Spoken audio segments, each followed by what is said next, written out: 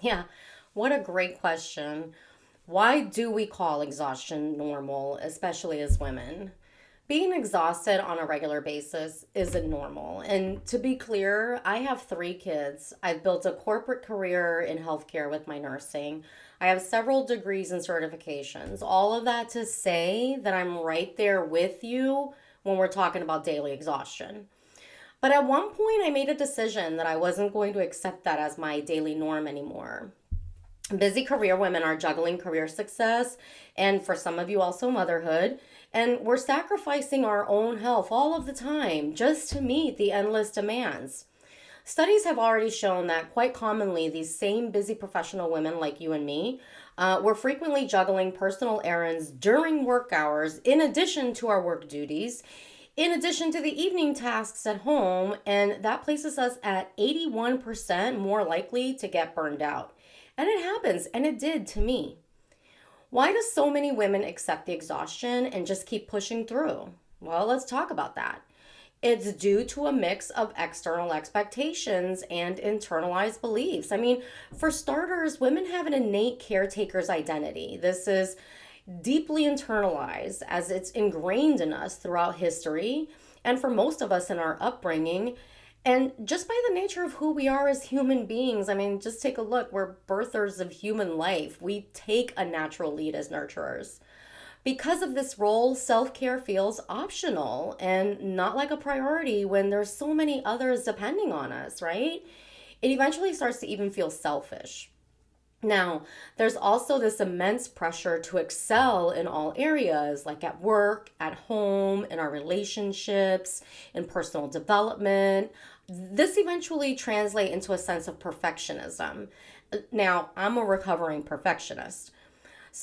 It can make self care feel like a luxury for later, and we don't have time for it right now, and we'll do it when everything else gets done. But the funny thing is that it's not all ever going to be done.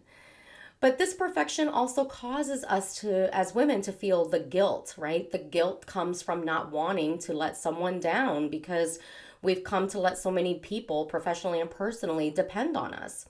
This guilt often overrides our own physical and emotional needs. So, what do we do? What should we do? Where do we go from here? Well, I say start with something. Start somewhere. Just start, right? And you can start small. One of my favorite places to have my clients begin with is that I give them their homework assignment to take a moment every day, 5 to 10 minutes every day, either in the morning before they start their day or in the evening before they go to bed. And I tell them to physically write down with pen and paper, not just think it, not just type it out on a phone or whatever. Take a pen and a paper and write down 5 things that went well or that they did well, that they accomplished, that they completed, that they checked off the list in the last 24 hours. So if you're doing this in the morning, you're looking at all of like through yesterday.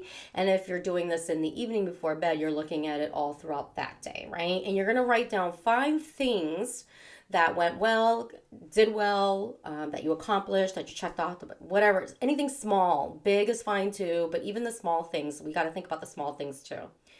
This is not a big exercise, this is not a big task, but the biggest part and um, the biggest part of this task is that you have to you have to make an intentional decision to actually commit to this exercise on a daily basis and commit 5 to 10 minutes to doing it. You have to find that switch inside of you and flip it and make that commitment. That's the hardest part of this exercise, like any new habit. This easy daily intentional exercise will have major impact on you. Why? Because it's easy to ignore or neglect what's good and what we're doing well and what we accomplished and what we got done and what we've been able to do for others. It's hard to acknowledge the good that's happening, especially when it's in the small things. That actually takes active energy to do that. But it's human nature actually to very easily think of everything we're doing wrong, everything we forgot to do, everything we failed at. Right? This is very easy to do. That's actually passive energy. It doesn't take a whole lot of energy from us to, beat ourselves up that way. It's easy because it's part of our innate safety mechanism that we're programmed to be like. We're taking in information all day long, every day, and the purpose of all that information coming in is we're learning from it, we're building on it. We're learning how to do it better next time. We're learning how to improve or build upon it. And oftentimes, though, more often than not, that is also even subconsciously instilling some fears in us. Fears of failure, fears of letting people down, fears of doing it wrong the next time. When you make the effort and you intentionally write down the 5 things that you did well, that you accomplished, that made you feel happy in the last 24 hours, and you do it consistently, I say try it for at least 5 days, then your perspective is going to start to shift. You start to feel a little bit different in a better way, right? This is actually going to give you an energy boost mentally because you start to show yourself what's possible. You start to show yourself what you're capable of. It's you mindfully taking into account the evidence that exists that you otherwise are basically always ignoring. This is the boost that you're going to start to take, and it's going to start turning things around in your energy levels. Your energy will begin to rise slowly, and your exhaustion is going to start to curb away. And now, when this starts happening, you'll be able to make new choices and new decisions that are going to continue to pave that road to better health and wellness.